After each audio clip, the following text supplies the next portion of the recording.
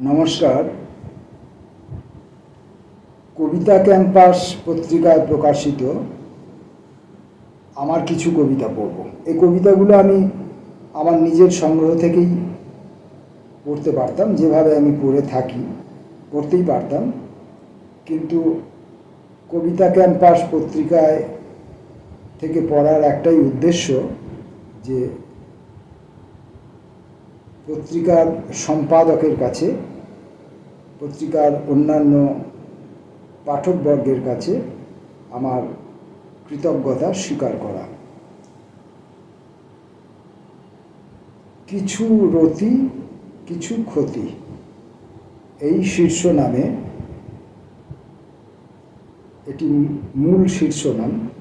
এই শীর্ষনামের অধীনে অন্যান্য শীর্ষনামে কিছু কবিতা আছে।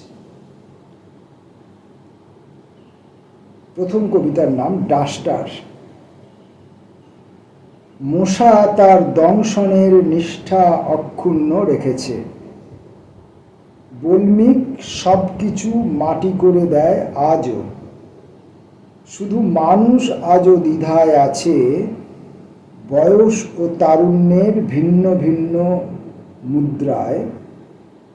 প্রেম এবং উদাসীনতা কেউই বুঝে উঠতে পারেনি তাকে। রাতের মধ্যরাতে যে গভীরতাটুকুর গর্জন, তার নৈঃশব্দ নিয়ে আমি বিপন্ন। মেয়েটির ভেতরে 100% মেয়ে, মেয়েটির ভেতরে 100% পাথর, দুটো শব্দই ডাস্টারে মুছে যায়। নিয়ম। কাদা জানে তাকে ছেঁকে তুলে নিয়েছে বলে আঙুলের কাছে কৃতজ্ঞ আছে স্বচ্ছতা।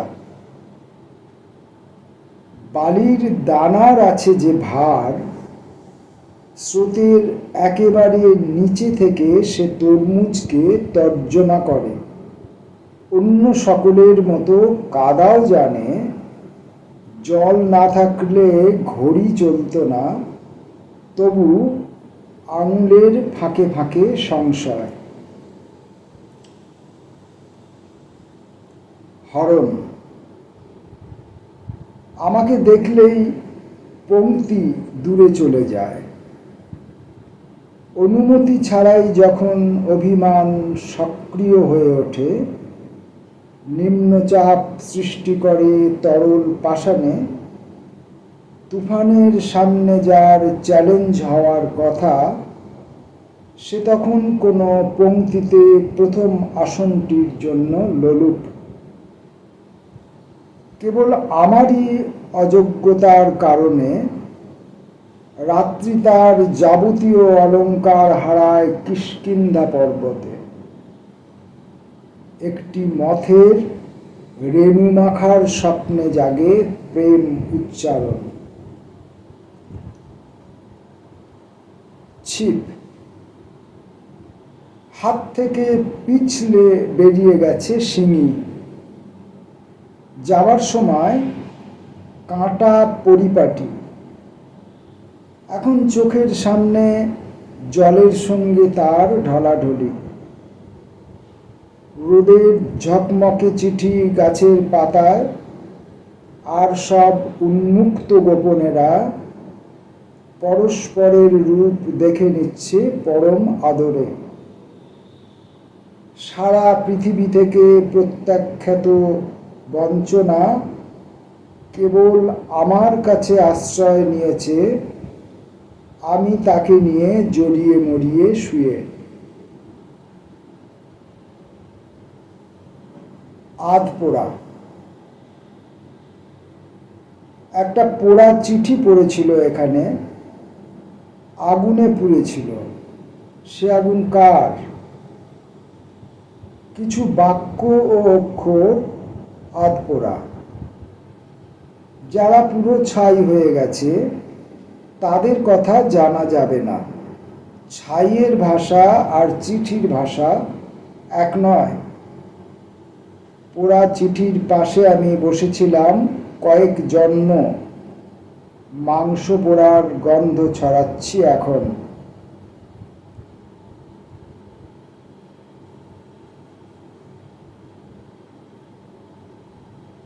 মিলিগ্রাম।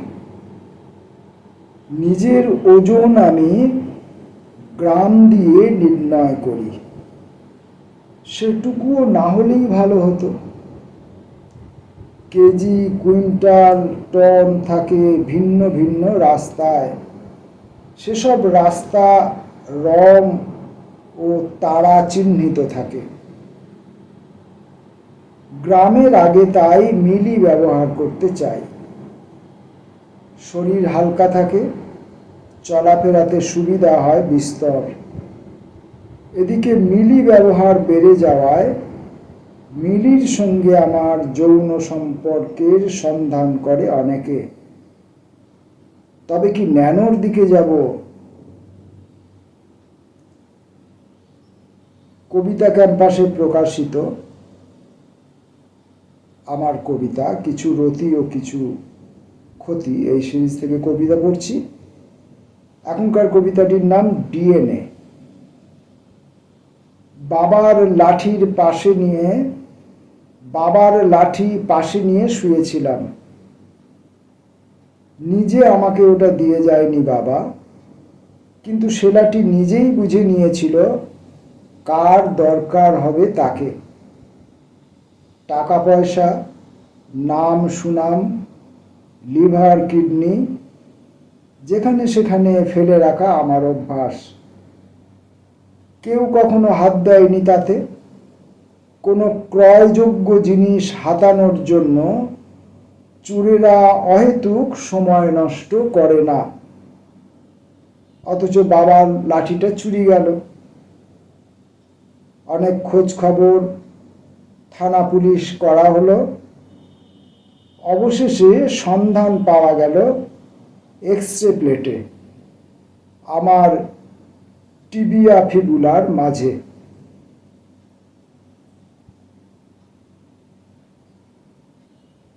গল্প।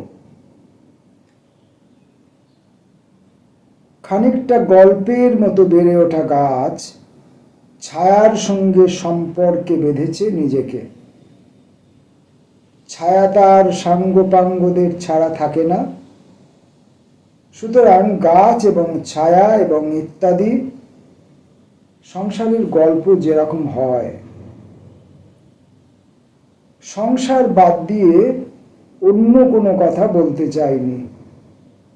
বস্তুত তেমন কোনো কথার সঙ্গে আলাপ পরিচয়ও নেই আমার, আর তারাও আমার চরিত্র জানে।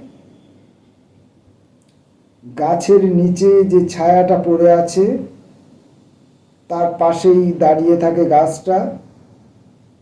রাতের লাইট পোস্টগুলো সেটা দেখে এসেছে।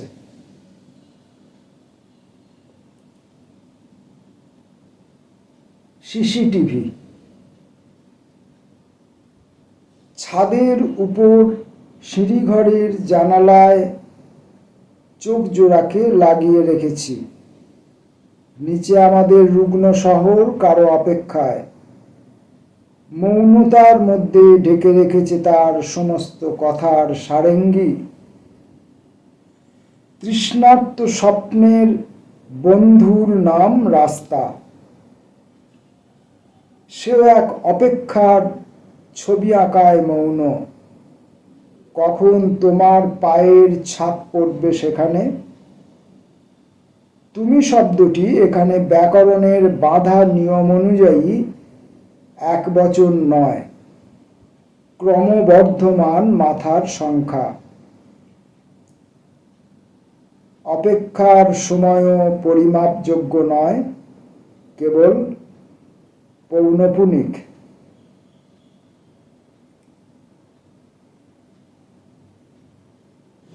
সংযোগ।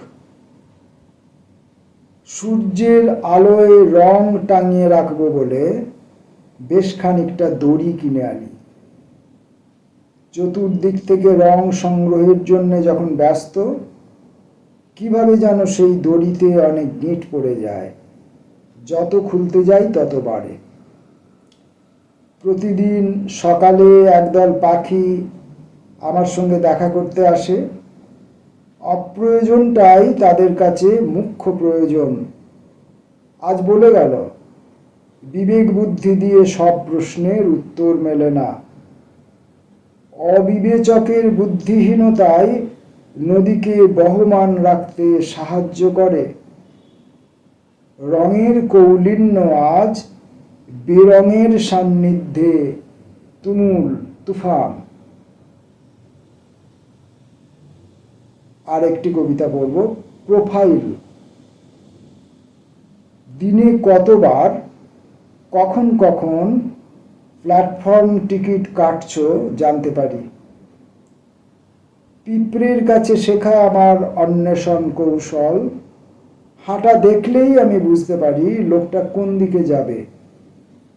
পথের দুধারে যত গাছ তারা আজীবন আহার নিদ্রা মৈথুন সারে এসব দেখতে দেখতে। বড় হোক ছোট হোক, কাঁচা হোক পাকা হোক, সরল বা জটিল, প্রতিটি রাস্তাই জানে তোমার হাঁটার অভিমুখের উপর নির্ভর করে কোন গাছের ছায়া কোন দিকে পড়বে। কাচের গ্লাস ভেঙে যাওয়ার শব্দ আমি ভালো মতো চিনি। নমস্কার।